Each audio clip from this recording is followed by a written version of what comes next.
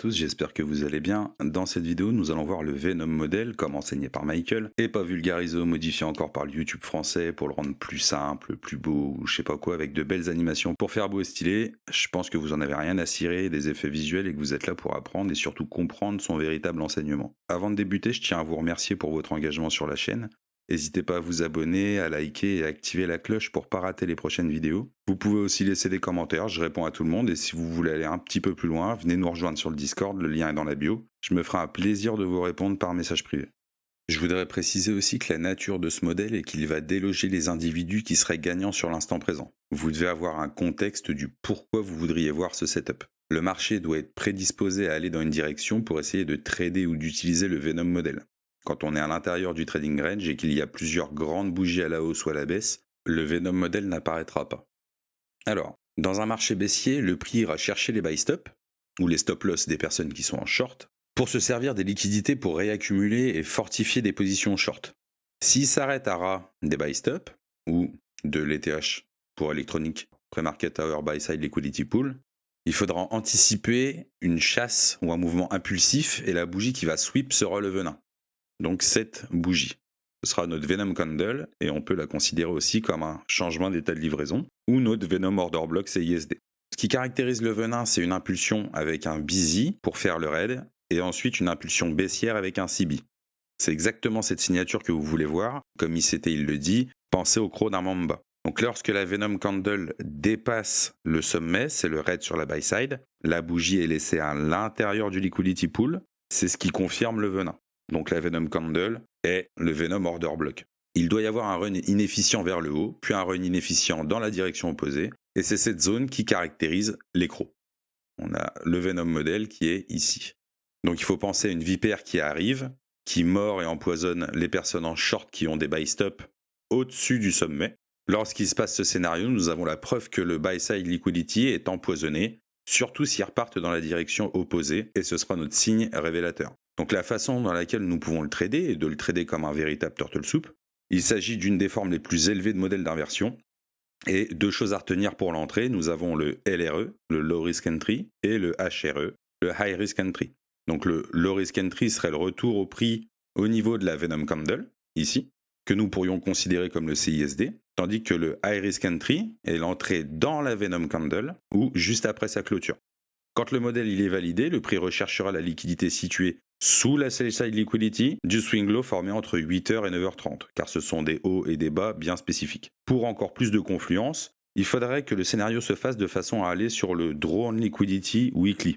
Si le Drone Liquidity Weekly est le buy side liquidity, il faudra se concentrer uniquement sur des Venom modèles se faisant sur une sell side et inversement pour un Drone Liquidity Weekly sur la sell side liquidity. Vous pouvez prendre aussi position à l'entrée du CB, ici, ce qui correspondrait à une IOFED, pour Institutional Order Flow Entry Drill.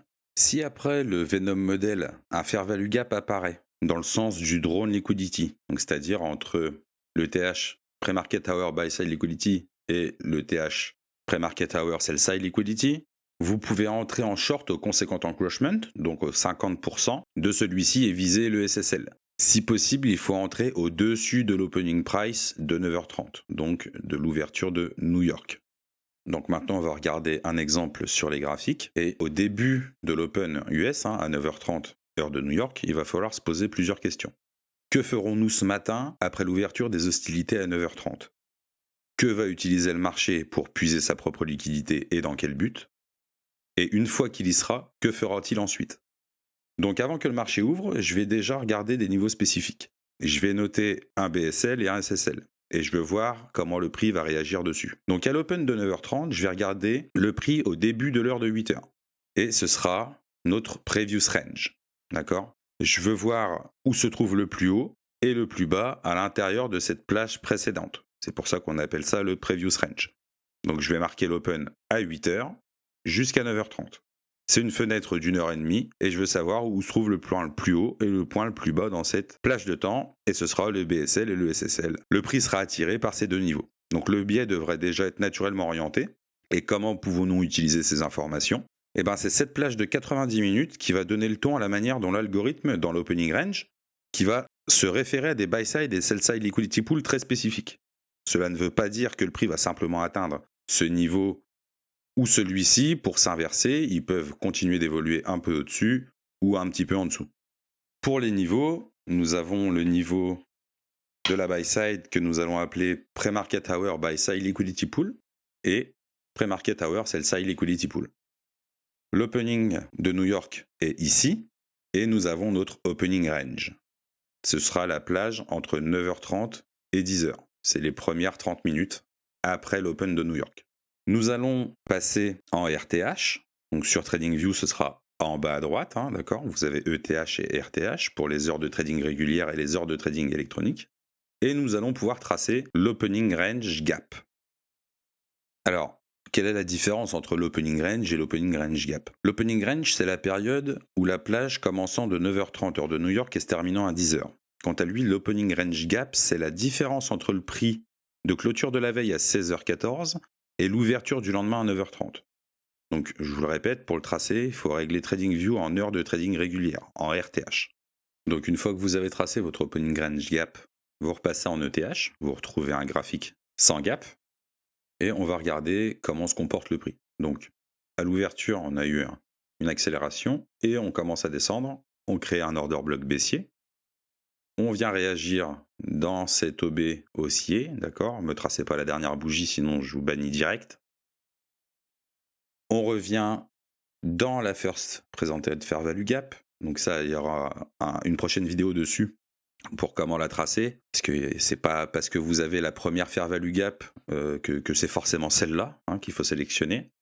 C'est un petit peu plus subtil que ça. Donc là, on voit que le prix remonte, touche l'order block baissier, reclôture en dessous la bougie haussière qui vient réagir dans notre piste arrêt. On peut considérer maintenant cette bougie verte comme un propulsion bloc et on pourrait prendre position dessus pour aller chercher la sell side.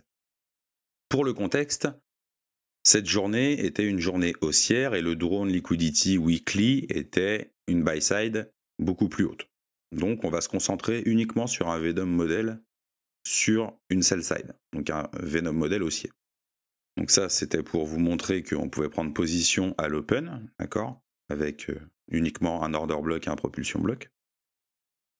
Et maintenant, on va attendre de voir notre modèle arriver. Et à partir de cet endroit, nous l'avons. Donc on va détailler un petit peu ce qui se passe. On va voir nos deux crocs. Donc un CB, on récupère la sell side liquidity, on empoisonne le SSL, on réagit violemment dans l'autre sens en laissant derrière nous une deuxième inefficience, ce qu'on pourra considérer comme le deuxième croc. La Venom Candle, c'est cette bougie noire, et le Venom Model, c'est toute cette série de bougies baissières et haussières qui nous caractérise le Venom Model avec un empoisonnement. Notre Venom Order Block Change in State of Delivery, c'est la Venom Candle. Donc, notre low risk entry serait le long sur le Venom Order Block. Donc, le high risk entry serait prendre position à l'intérieur de la Venom Candle ou à la clôture de celle-ci.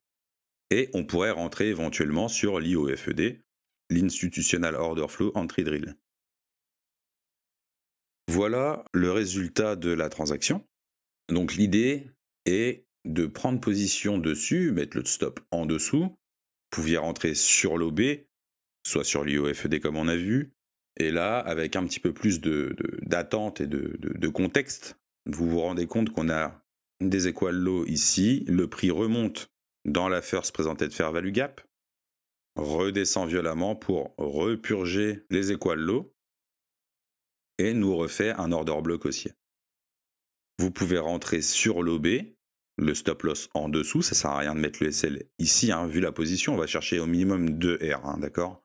Donc vous pouviez le mettre ici, mais aucun intérêt. Sur cette position, là vous voyez le marché qui s'est livré après, mais quand on est ici, qu'on a l'OB, on ne sait pas si ça va s'inverser ou autre, donc aucune raison de mettre son SL ici, on pourrait revenir très bien aux 50% de cette mèche pour ensuite réagir et remonter.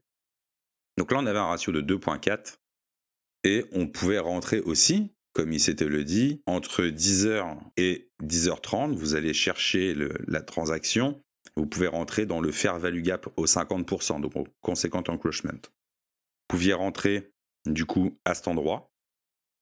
Là par contre, vous mettiez votre aisselle sous le corps de l'OB, d'accord, pour avoir un ratio d'au moins 2.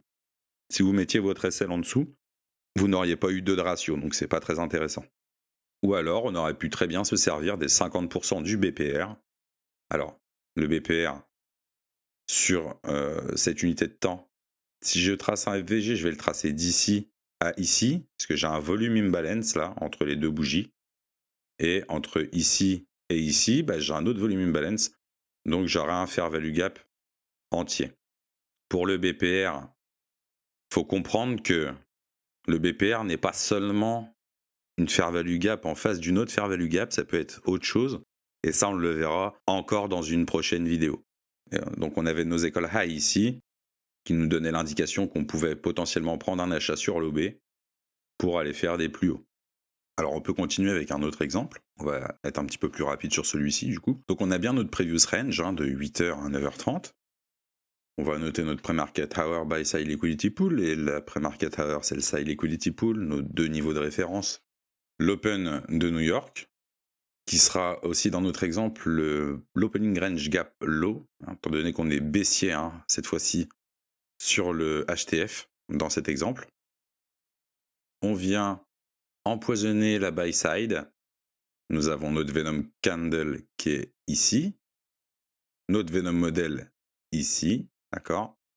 Notre Venom Order Block, c'est la Venom Candle. Notre Low Risk Entry, notre High Risk Entry, qui se situe soit pendant la Venom Candle ou soit à sa clôture, dans cette bougie. On peut prendre position sur l'IOFED, Institutional Order Flow Entry Drill. On a le CRO numéro 1, le CRO numéro 2, de la vipère qui vient empoisonner la buy side.